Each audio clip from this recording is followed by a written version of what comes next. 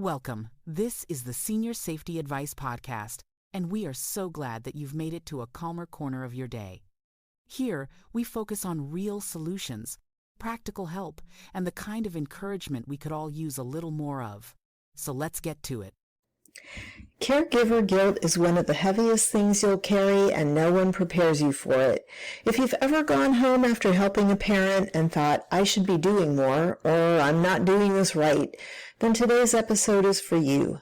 In the next few minutes, I'm going to help you understand where caregiver guilt really comes from, why it feels so intense, and most importantly, how to cope with it in a healthier way. I'm Robin Schultz, a senior home safety specialist, and I've worked with hundreds of older adults and family caregivers. I've seen caregiver guilt up close, and I want you to know something right from the start. You're not failing, you're human. Now let's talk about what's really going on. Caregiver guilt often shows up quietly. It creeps in when you leave your loved one's house. It shows up when you say no, shows up when you feel tired and irritated or even resentful, and then you feel bad for feeling that way. A lot of caregivers tell me they feel guilty for not doing enough. Others feel guilty for doing too much and still feeling exhausted.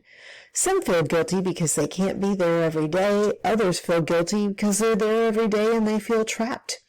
So here's what I want you to hear clearly. Guilt does not mean you're doing something wrong. Guilt often means that you care deeply. One big reason caregiver guilt feels so big is because many caregivers set impossible standards for themselves. They believe they should be patient all the time. They believe they should know the right answer every time. They believe they should sacrifice everything without complaint. But that standard is not realistic and it's not healthy. Caregiving is emotionally complex. You can love someone and feel overwhelmed at the same time. You can want to help and still need space. These things can exist together. Another source of guilt comes from role changes. When a parent becomes dependent, the relationship shifts. You're no longer just the child. You become the helper, the organizer, the decision maker. That role reversal can feel uncomfortable and sad, and sometimes guilt shows up as grief in disguise. Caregivers often feel guilt around decisions as well. Decisions about safety, or about money, or about bringing in help, or about long-term care.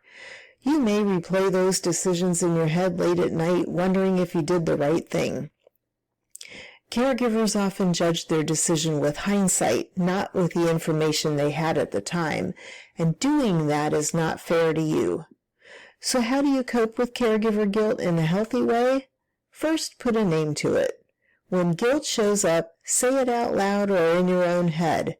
Say, "This is caregiver guilt."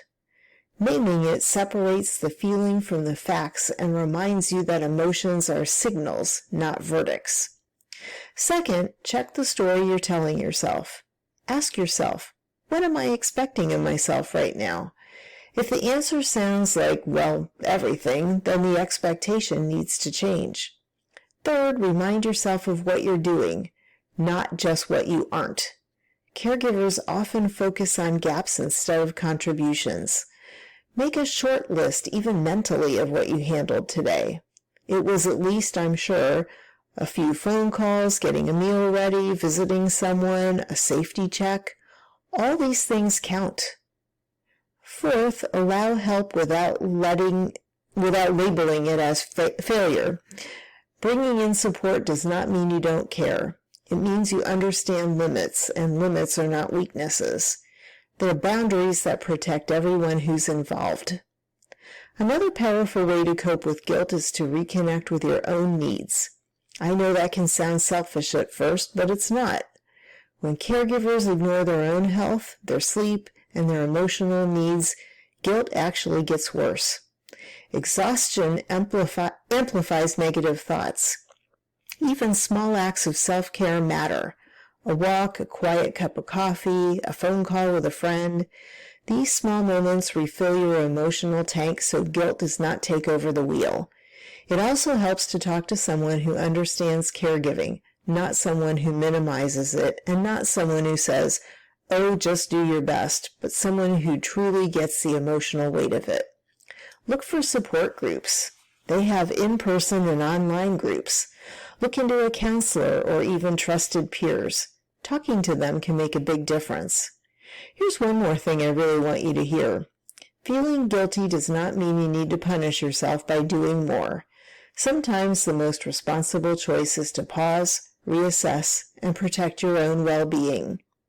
Caregiving is a long journey. Burning yourself out helps no one. Sustainable care comes from balance, not guilt. If you're listening today and you're feeling overwhelmed, please know you're not alone. Caregiver guilt is common, but it doesn't have to control you. With awareness, support, and realistic expectations, it can soften. So thanks for joining me today. Please share this episode with someone you care about who could use the information to make their life safer. You'll find more resources for seniors and caregivers on our website at seniorsafetyadvice.com. And if you're searching for an aging-in-place specialist, please visit our sister website at aginginplacedirectory.com. While you're at it, if you haven't subscribed to our YouTube channel or to this podcast yet, go ahead and do that right now, and then come back tomorrow for another daily moment of guidance and encouragement right here on the Senior Safety Advice Podcast. Until next time, thanks for listening. Take care. Bye. This podcast is part of our mission to help older adults live safely and independently. If you'd like to take the next step, visit aginginplacedirectory.com, where you'll find specialists, helpful resources, and inspiration to make every home your place to thrive.